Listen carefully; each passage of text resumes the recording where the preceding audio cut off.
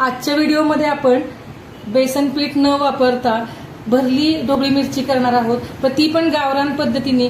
जसं आपण भरलं वांग करतो, खारं वांग करतो, त्या पद्धतीने आपण सिमला मिरचीची भाजी करणार आहोत आणि ती गावरान वापरलेली आहे आणि त्याची पद्धत पण आपण आज गावरानच वापरायची आहे. या पद्धतीची भाजी सगळ्यांनाच नक्की आवडेल. थंडीच्या दिवसात तुम्ही गरमागरम भाकरी किंवा पोळीबरोबर ही भाजी नक्की ट्राय करू शकता. चला तर रेसिपीला सुरुवात करूया.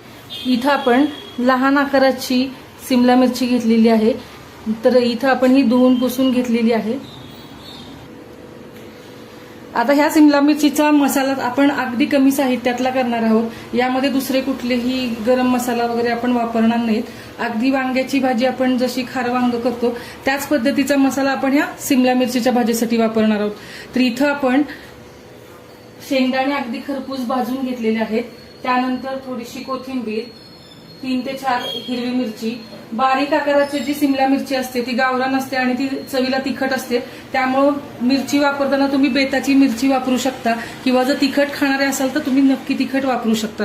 त्याचबरोबर इथं खोबऱ्याचे काप घेतलेले आहेत, काही लसूण 10-15 पाकळ्या आणि इथं आपण 2 इंच आल्याचा तुकडा घेतलेला आहे बारीक चिरून आणि चवीनुसार मीठ. सगळ्यात आधी आपण ह्या पुसून घेतल्यानंतर ह्या मिरच्या चिरून घ्यायचे. हे आपल्याला वांग्याप्रमाणे चिरायचे आहे. त्याला आपण असे 2 कट लावून घ्यायचे. तुम्ही इथं बघा, आपल्या मोठ्या सिमला मिरचीच्या मानाने ह्याला बिया फार कमी असतात आणि ह्या गावरान असतात, त्यामुळं त्या तिखट असतात. तर आपण अशा पद्धतीने त्याला कट लावून घेतल्यानंतर त्यामध्ये फारशा बिया नाहीये आणि आपण चेक करून घ्यायची की आतमध्ये कुठली कीड किंवा आळी वगैरे आहे का. त्याच पद्धतीने आपण सगळ्या मिरच्या अशा व्यवस्थित कट करून घेणार आहोत, चिरून घेणार आहोत. सगळ्या मिरच्या आपल्या चिरून झालेल्या आहेत. आता आपण एक खलबत्ता घेऊयात. अशा दगडी खलबत्त्यात वाटलेला मसाला खूप चांगला लागतो, पण जर तुमच्याकडे नसेल तर तुम्ही मिक्सरचा वापर केला तरी चालेल. आता आपण त्याच्यामध्ये सगळ्यात आधी जे खोबरं घेतलं होतं ते घालून घेऊया. त्यानंतर लसूण पाकळ्या, आल्याचे तुकडे, मिरची, कोथिंबीर आणि मीठ सगळं घालून घ्यायचे. मीठ घालून वाटल्याने आपल्याला चांगला आपला मसाला व्यवस्थित एकजीव होतो. जर तुमच्याकडे खडे मीठ असेल तर खडा मीठ आहे तर एकदम व्यवस्थित बारीक होतं, पण माझ्याकडे आता ते नाहीये म्हणून मी हे साधं मीठ वापरते. शेंगदाणे आपण नंतर घालणार आहोत आणि शेंगदाणे भाजताना नेहमी असे खरपूस रंगावरतीच भाजायचे, म्हणजे आपल्या भाजीची चव खूप चांगली होते. आणि इथं मी सालं काढत नाही, कारण की त्याच्यामध्ये सत्व असतात, त्यामुळे आपण सालासकट शेंगदाण्याचा वापर करणार आहोत. आता आपण हे चांगलं खलबत्त्यामध्ये वाटून घेणार आहोत.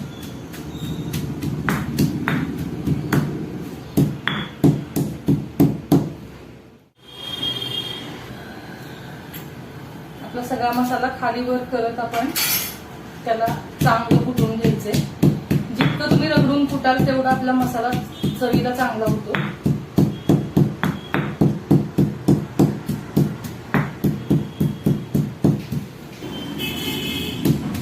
आता हे बऱ्यापैकी मिश्रण वाटत आलेलं आहे.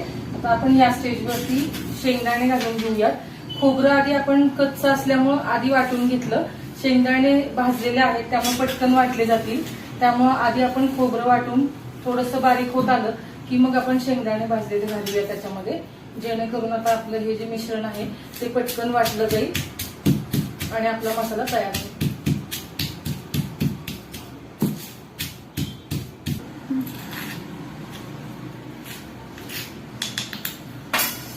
थोडा कुटून झालेला आहे. आता आपण हा सगळा एका ताटामध्ये काढून घेऊया. मीठ वगैरे व्यवस्थित मिक्स झालेलं आहे त्याच्यामध्ये. फारसे मसाले लागत नाहीत या भाजीला. अगदी मोजक्याच साहित्यात चमचमीत भाजी आपली तयार होते. सगळा मसाला आता आपला तयार झालाय. आता आपण हा सगळा एका ताटामध्ये काढून घेऊया. मिरचीच्याच ताटात मी साईडला काढून घेते. हा मसाला तुम्हाला वाटेल जास्त झालेला आहे, पण माझ्या घरामध्ये मसाला जास्त आवडतो त्यामुळे मी जास्त प्रमाणात घालते. एवढ्या भाजीसाठी तुम्हाला जर हा मसाला जास्त वाटत असेल तर तुम्ही या खोबरं शेंगदाण्याचं प्रमाण कमी करू शकता. आता आपला मसाला वाटून तयार झालेला आहे. आता आपण ज्या चिरून घेतलेल्या मिरच्या होत्या त्यामध्ये हा मसाला व्यवस्थित घालून घेऊया. तुम्ही इथं बघा, दाबून दाबून आपल्याला हा मसाला भरायचा आहे. दाबून दाबून हा मसाला भरायचा आहे आपल्याला. यामध्ये मीठ आपण आधीच घातलेले आहे, त्यामुळे ते परफेक्ट आहे. तुम्हाला वाटलं तर तुम्ही त्यामध्ये वरून घालू शकता. अशा पद्धतीने आपल्याला हे मिश्रण भरून घ्यायचे. सगळ्या मिरच्या आपण अशाच पद्धतीने भरून घ्यायचे.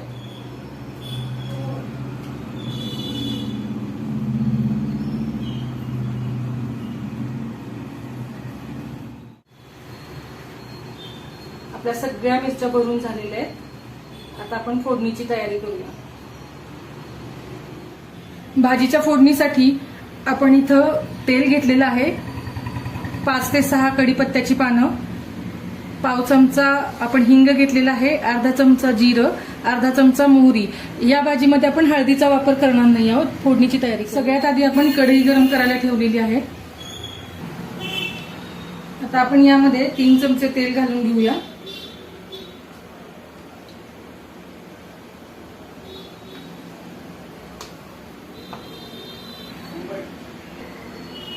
तेल तापलेलं आहे. आता त्यामध्ये आता मोहरी घालून घेऊया. मोहरी तडतडली की जिरं, कढीपत्ता, त्यानंतर हिंग आणि मग नंतर आपण सगळ्या आपण भरलेल्या मिरच्या त्यामध्ये घालून घेऊया.